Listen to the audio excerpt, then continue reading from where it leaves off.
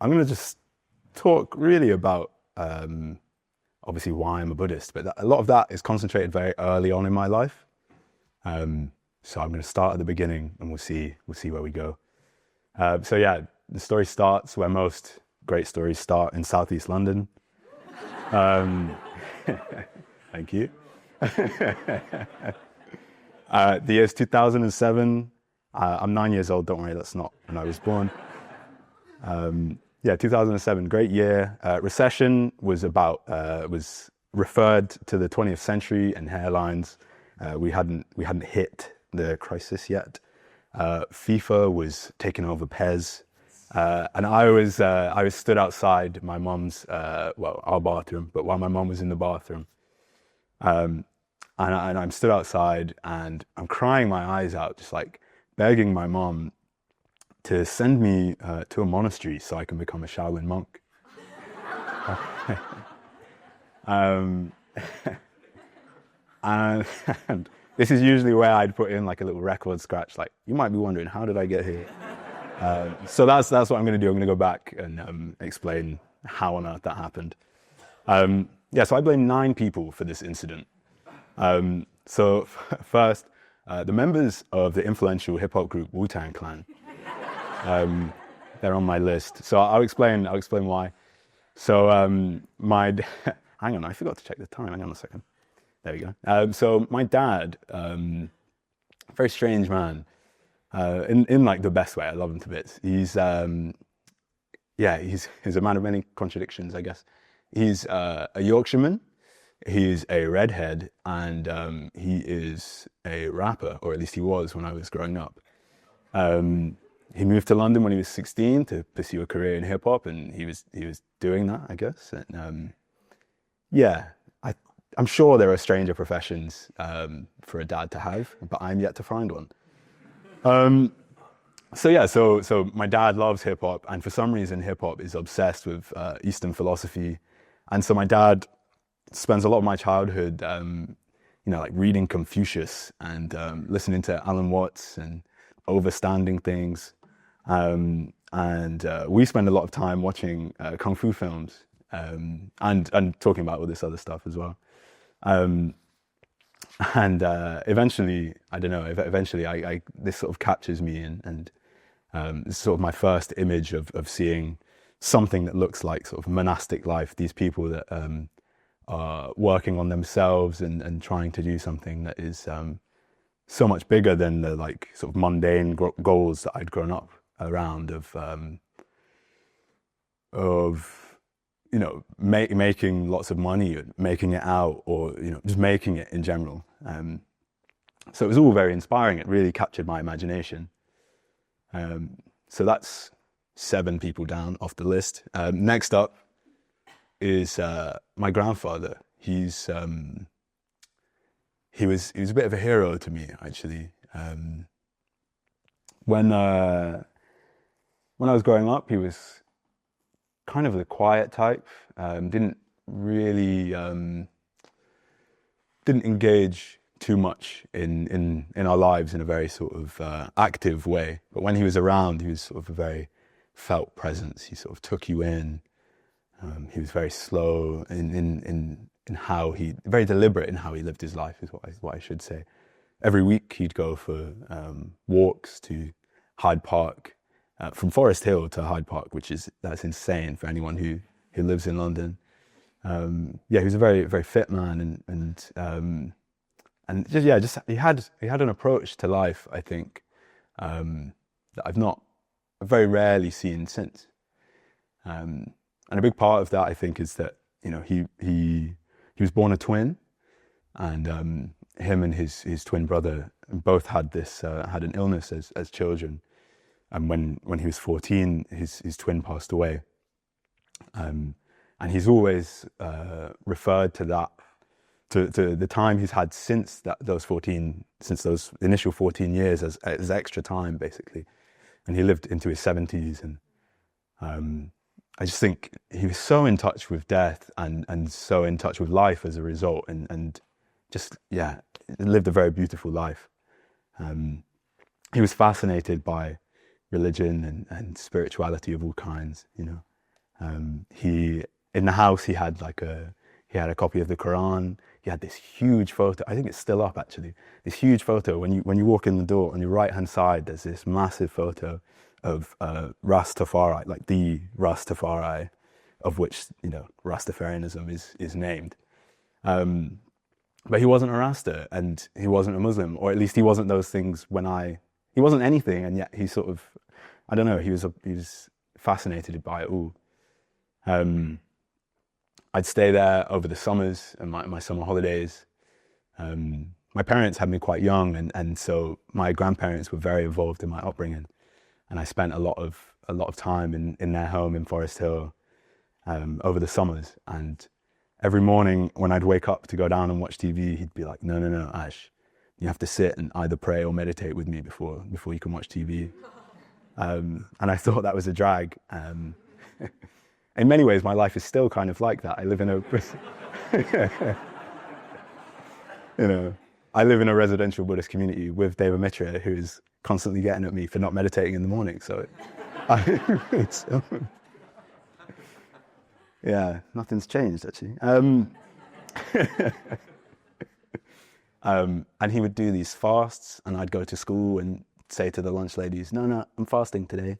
And they'd be like, oh, are you Muslim? No, just, just solidarity with my grandfather, I guess.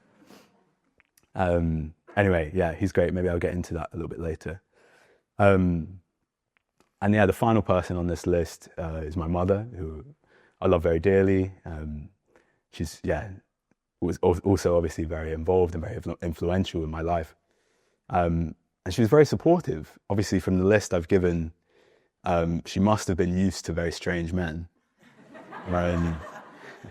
of which I was just another. And to be fair to her, she's also quite eccentric herself. So she was quite into her yoga and her meditation, and we did all sorts of that kind of thing together, and travelled all around London visiting, my various grandparents and great grandparents.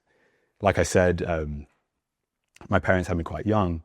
My mum was 19 when she had me, and so basically all of her grandparents were alive for a lot of my childhood, and they'd moved over from Grenada in the West Indies, a lot to West London and some to Southeast London, and so we'd travel around all these places, visiting these sort of elder relatives. And I was in touch with elder relatives back home in Grenada. I'd phone a woman called Teacher Ruby, who was sort of like an aunt. Names in Grenada make no sense, by the way. So, I had a great grandmother who was called Tanti, which is French for aunt. That was confusing. I found out her name was Sylvia when she died, and I thought, who's this woman? And likewise, back in Grenada, they had a name for me. When I was about 7 or 8, we went back as a family, and I had a Game Boy that was broken or something, and I managed to put it back together or fix it. And I was explaining to someone how I did that, and this, coupled with the report cards that my mom had been sending back home, like every term in primary school, and like report cards getting sent back to relatives I'd never met. All of that combined and earned me this sort of name of professor. So, yeah. So at 8 years old or something, basically everyone in Grenada, in my family at least, is referring to me as professor. A lot of pressure to live up to. I'm working as an academic, so it's strange how these things work out. But anyway, so that was a big part of my life, and as a child, I just loved this older generation that was just really in touch with, community, the environment, just like really living very intentionally, and really caring about one another. And of course, this also came with sort of the reality of death as well. So, in those first 10 years of my life, I lost a lot of loved ones because I knew that generation that was, in their 70s or 80s when I was born.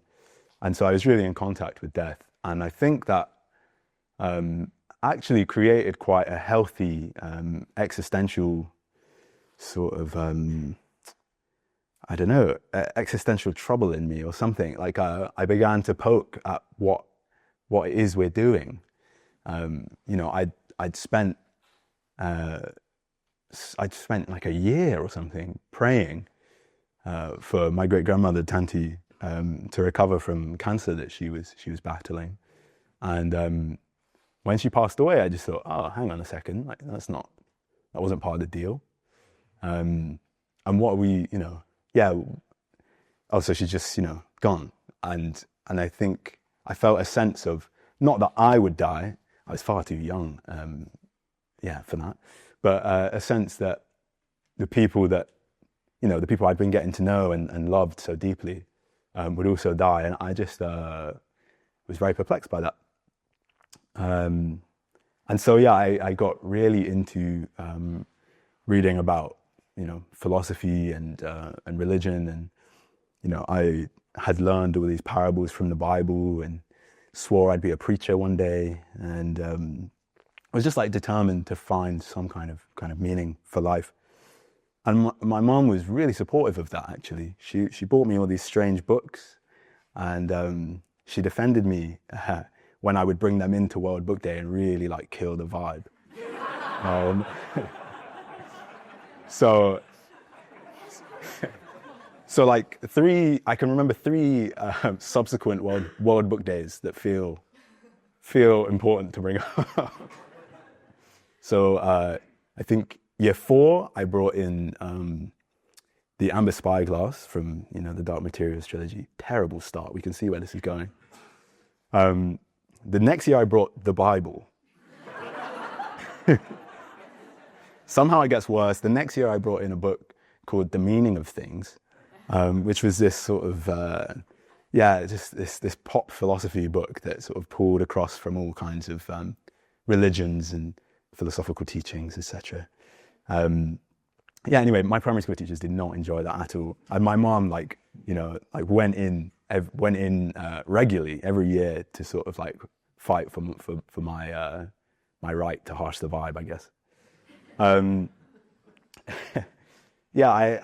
I'd walk around the house sort of like fashioning these little robes from like sofa throws and stuff. I'd like, there's a photo of me that where I'm just sort of like in our living room with this sort of makeshift robe, doing like my version of a mudra, I think, like this. And I don't know, it looks very, right now, like thinking about it now, it's quite heartening to think that sort of I'm kind of living that out in a sense. But at the time I was just copying what I saw. And I'd meditate in the playground, which I'm not sure which came first, me meditating in the playground or me having no friends. But it was those two things happened. In fact, like my sort of interest in meditation, became, I don't know, such a, reached such a high, it would have been year 5 or something. Again, I was like 9 or 10. So like all of this takes place in primary school. We were on our way to a local swimming pool on this sort of school trip, like 20 of us walking down the street. And then we hear this like crazy traffic behind us. And then there's like smoke billowing and all sorts. And a Jeep is like just like careering down the road, and it's clearly sort of like lost control or something. And it just like swerves into the pavement and like hits us, basically, like hits this line of primary school age children. It was quite devastating. Thankfully no one died, but our teacher was in a wheelchair for a year and a half. One of the guys that was stood like 1 or 2 people in front of me had to get like metal plates put in his shins and stuff so he could walk. It was quite an intense situation. And they took us to a nearby sort of nursery to wait for our parents to come and pick us up. And everyone's distressed, like all these kids are sort of like screaming, crying for their parents and stuff. And I turned around to everyone and said, "Hey guys, let's just meditate. Let's chill."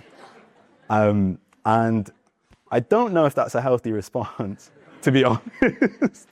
If my kid did that, I'd be really like tweaked out. But anyway, so it really was like a refuge for me, I think. I'm really pleased that that sort of has resurfaced in my life as something that I found. But yeah, so that was sort of me as a kid, obsessed with Buddhism and in the abstract sense and meditation and working on my mind and how I relate in the world. And then I sort of grew up and thought that's not really what grown-ups do, is it? We don't sit around and spend our time doing nothing. We go out into the world, we make money, etc., etc. And then I grew up again and realized that is what we do. And here we are. So that's why I'm a Buddhist.